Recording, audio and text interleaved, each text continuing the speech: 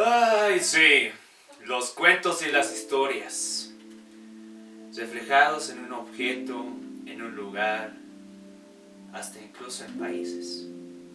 Tradiciones orales contadas de generación en generación. Hoy les traigo un cuento un poco peculiar de la región de China. Un cuento que se ha escuchado de generación en generación y se ha transmitido y se ha esparcido por ahí por todo el mundo. Tal vez algunos ya la conocen y para otros sea algo nuevo. Pero hoy el cuento que les cuento es un cuento sobre el amor.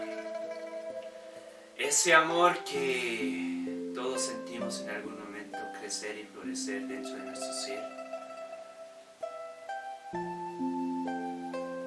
Se dice que hace mucho, pero mucho tiempo, ahí en una región bastante alejada de China, existía un joven emperador, uno que era muy niño, que cada día estaba acostumbrado a estar cerca del emperador y que mirando a su padre, miraba y le jalaba de su túnica real diciendo: ¡Papá, papá, papá! ¿Qué se necesita para ser un gran emperador como tú? A lo que su papá, viendo a su hijo con toda esa energía, le decía: para ser un gran emperador como yo, tienes que conocer a tus vasallos, tienes que conocer a tu pueblo y tienes que conocer todo tu territorio. Y algún día, cuando seas tan magnífico como yo, tendrás una bella esposa. A lo que el niño, escuchando aquellas palabras de su padre, iba creciendo y pensando: conocer al pueblo, conocer el territorio, conocer a su gente, a sus vasallos, sus súbditos, y algún día tener una bella esposa. Y así fueron transcurriendo los años, año tras año, hasta que cierto día el joven emperador fue creciendo, creciendo y creciendo, hasta que llegó a una edad. Y el emperador, que era su padre, fue cayendo poco a poco con la edad. Y en uno de esos ciertos años, el joven emperador le dijo a su padre: Padre, he llegado a conocer los territorios en todos estos años de nuestra vasta región. He conocido los pueblos, he conocido a los súbditos, a nuestros vasallos y a toda nuestra gente. Pero creo que pronto ha de llegar el día en que yo pueda elegir una esposa. Y su padre, que se había vuelto un poco sabio con el pasar de los años y había escuchado ciertos rumores de que en cierto pueblo había una persona que podía ver solamente con la vista qué persona iba a ser la elegida para ser el esposo de cuál persona eligiera, o qué persona iba a ser la esposa elegida para otra persona. Se dice que esa persona tenía ese don divino entregado por los dioses.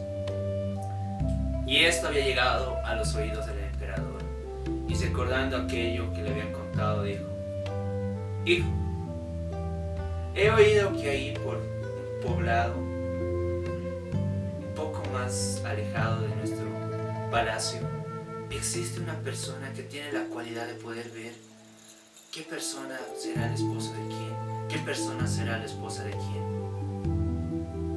Te aconsejo que vayas junto con los súbditos y puedas encontrar a esa persona para que pueda mostrarte quién será tu futura esposa. Y entonces el emperador empezó a hacer palmadas. Y al oír estas palmadas, todos los súbditos reales empezaron a formarse delante del emperador en unas filas, pero tan estratégicamente que, oyendo y mirando fijamente al emperador, empezaron a decir: ordene su majestad.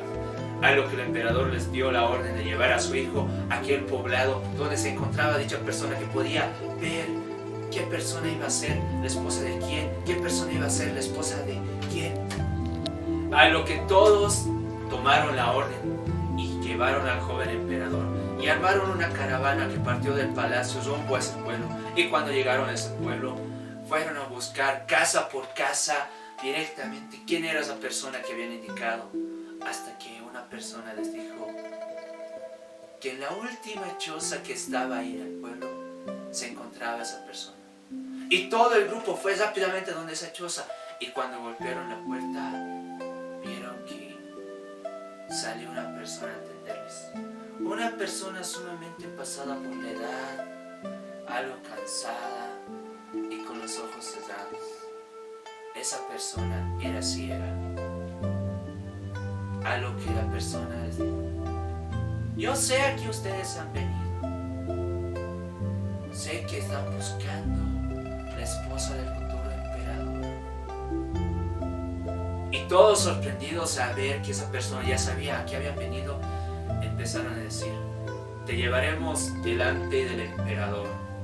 Y entonces nuevamente agarraron toda la caravana, llevaron junto con el joven emperador delante de su padre. Y una vez que estuvieron todos ahí, el emperador conoció a esa persona sabia que era totalmente ciega y le dijo: quiero que me diga usted, ¿quién será la esposa de mi hijo? A lo que aquella persona que era ciega les dijo: yo puedo ver quién será la persona con la que se casará, porque hay un hilo rojo que nace de la mano del joven emperador y sale fuera del palacio. A lo que entonces empezó a caminar aquella persona, saliendo del palacio y yendo por un camino. Y todos los súbditos curiosos empezaron a caminar rápidamente detrás de él. El joven emperador empezó a caminar detrás de aquella persona y juntos recorrieron horas y horas un largo trecho hasta que llegaron a una región bastante alejada. Y cerca de esa región había un pueblo sumamente pobre. Y todos iban caminando y entre murmuros y chismes escuchaba decir: el joven emperador se va a casar con una pobre. El joven emperador está siendo timado por este viejo. Y así eran las voces que se oían. Pero al joven emperador no le interesaba, así que continuó y continuó hasta que pasaron ese poblado sumamente pobre. Y más allá había un campo lleno de flores. Y en medio de ese campo existía una persona sumamente muy joven, una chica muy joven, que estaba recogiendo las flores que podía. Mientras ella recogía, aquel anciano se acercaba a ella y cuando estuvo cerca de ella, la señaló, diciendo al joven emperador: he ahí tu esposa. El joven emperador, que podía ver a aquella joven, pobre y humilde, recogiendo las flores, no podía creerse que ella podía ser su futura esposa, que todo lo que estaban diciendo los vasallos podía ser real, que aquel puede ser un timo de aquel viejo. Entonces, un poco furioso, se acercó a la joven, la miró de pies a cabeza y en un acto de repugnancia la empujó y la joven cayó al suelo. Y al caer al suelo se hizo una pequeña cicatriz aquí en el rostro por una piedra que estaba ahí en el suelo. Y el joven emperador, sin verla, se fue directamente junto con los súbditos rumbo al palacio. Llegando al palacio le contó lo sucedido a su padre y su padre no podía creer. Decía que tal vez era un timo.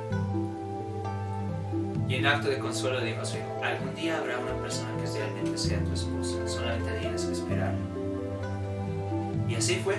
Pasaron los años y los años hasta que cierto día el joven emperador estaba sentado ahí en la silla de su padre, que ya había fallecido hace un par de meses. Y ahí pensando y diciendo: creo que es hora de encontrar a mi futura esposa. Hizo el mismo gesto que hacía su padre y todos los súbditos se formaban delante de él y dio una proclama: quiero que vayan a difundir la palabra de pueblo en pueblo en toda China, que escojan a las personas más bellas, a las chicas más bellas que quieran casarse conmigo, y aquella que realmente sea sumamente bella será mi esposa. Y así fueron. Todos los súbditos rápidamente marcharon de todo el palacio, difundiendo la palabra de pueblo en pueblo, se fueron a lugares alejados, y así toda la gente que escuchaba aquella proclama por el emperador empezaron a llevar a sus hijas al palacio, sumamente muy hermosas, pero al emperador no le gustaban las chicas que fueran más altas que él, y entonces iba rechazándolas. Al emperador no le gustaba que fueran las chicas más bajas que él, y las fue rechazando. Y así fueron pasando los días y días, Hasta que cierto día, mientras el emperador estaba ahí sentado en su silla totalmente cansado por tantas visitas de futuras pretendientes, vio entrar por la puerta del palacio a una joven sumamente silenciosa y cubierta con un velo, pero en sus ojos se notaba una expresión de una belleza. Y a medida que iba caminando, acercándose al emperador, él vio y sintió algo por ella. Era como que una sensación le empezaba a aflorar del pecho. Sentía que ella era la indicada. Y así fue. Sintió que ella era la indicada y empezó a hacer: muy bien, súbditos, creo que ella es la indicada. Quiero que nadie más venga a visitar. No quiero que nadie más venga a visitar acá al palacio. Prepárenlo para el día siguiente todo.